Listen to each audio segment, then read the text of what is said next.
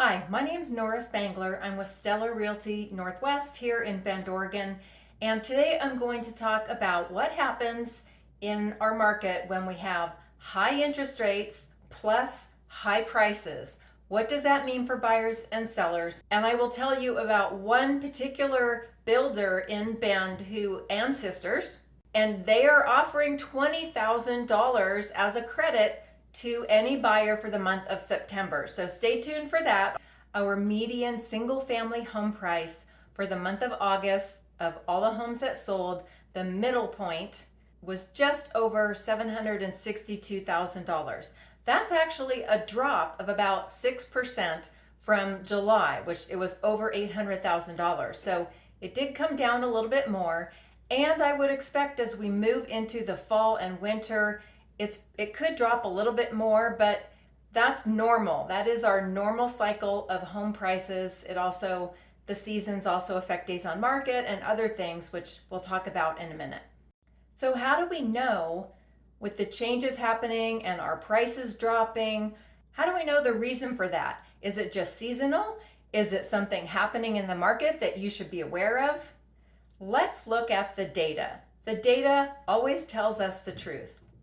So what I did was I pulled up the data, and we're looking back 3 and 5 years, and we're looking on a 3-month cycle. So this is 3 months of data averaged. So it kind of gives you the seasonal changes. And you can see that every year we have fewer homes for sale in the winter and fewer sales and also lower prices. So the fact that our price went from higher in July to a little bit lower in August is nothing to be concerned about. We're not crashing.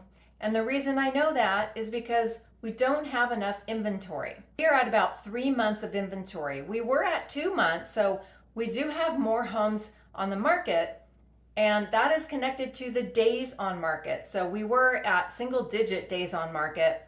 Last month, I believe it was around 10, and this month we're up to 21 days on market for a median for the single family homes in Bend. So it's taking around 20 days to get a home under contract right now. That number is probably going to increase. Thanks for watching. If you would give this video a thumbs up, that helps my channel, helps me reach more people. Click that subscribe button, hit that bell. You'll get notified every week when I make a new video. The typical days on market number in the winter is somewhere between 30 and 50 days. So don't freak out. It's not a surprise. Prices are probably going to come down a little bit more in the winter. Days on market will go up, and our volume of sales is also going to be lower in the winter. Why? We got snow here. For one thing, it's the weather, and people are settling into school with their kids, and they just don't want to sell their home in the winter. They always say, I'll wait until spring next year. And so we can typically expect more volume of sales, most likely higher prices again in spring of 2024. So you can see on this chart that after coming out of the pandemic, it took a little bit of time for people to be comfortable listing their homes for sale. But now we are in a normal seasonal pattern. But if you look, the peak of the number of homes listed for sale is a lot lower in 2023 than it was in past years. And the reason for that partly is the lock-in effect. So let's talk about what the lock-in effect is.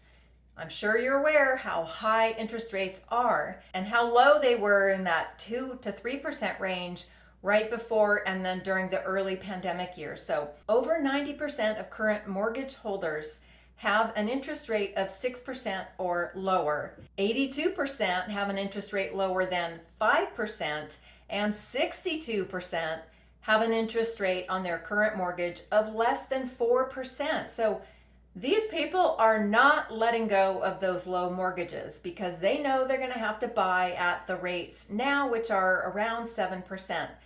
And they just haven't been willing to do that. Now, what's going to change that? It's really hard to say. It could be a combination of different effects. So I mentioned that we do have a little more inventory, about 3 months. We now have just over 500 homes at the end of August. So our inventory is looking better, but we're still in a seller's market. Please don't be fooled. This is not a crash and it's not a buyer's market yet. Our pending sales in August were down about 20% from July, which is kind of normal, and also down about 26% from a year ago. So it's like someone just squished everything down, and our market is still functioning.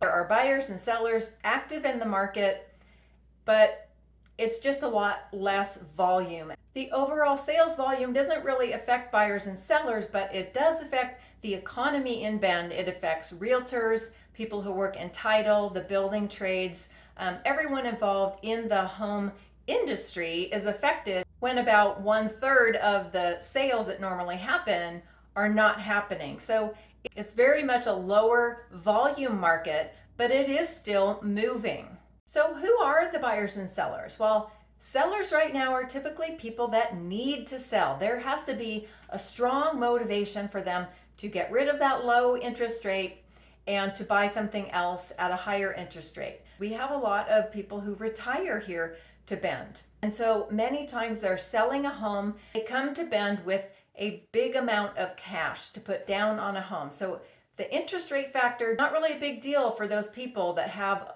sold a home and have a lot of cash to invest in a home in Bend. The other types of buyers are actually first-time home buyers. Yeah, are you surprised? If you're a first-time home buyer, there are a lot of your cohorts out there buying a home right now because they understand that right now interest rates are high, yes. They may go down in time. I recently read an article, which I'll show you right here, that most of the experts are saying that we're going to have these higher interest rates through 2023. They may start coming down in 2024, but probably not down to like the 4 and 5% that you're hoping. If other economic factors, and the Fed thinks that everything is going well, interest rates may start to come down. But what will happen if interest rates do start coming down? More buyers like you are going to jump back into the market, and that we still are going to have limited inventory.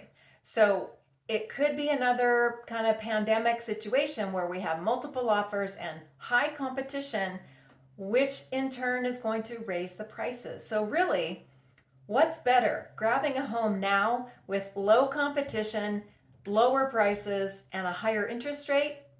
Or waiting, hoping the interest rate goes down enough to compensate when prices start going up and you have to beat out higher competition? If you can't find what you want in the existing home market, maybe new construction will work for you. There is a great deal. So here's the deal alert that I promised to tell you about. There is one builder in Bend right now, Curtis Homes. They are an excellent builder. So the homes are probably in the $800,000 range, but you can get a $20,000 credit from the seller to help you buy down your interest rate or use for upgrades, or however you want to use it to help you pay your closing costs.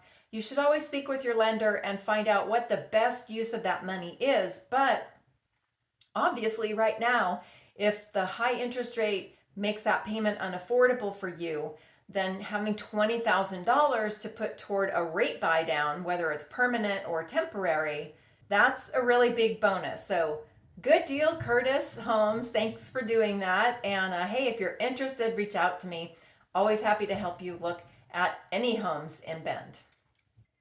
Thanks for watching. If you would give this video a thumbs up, that helps my channel, helps me reach more people. Click that subscribe button, hit that bell. You'll get notified every week when I make a new video.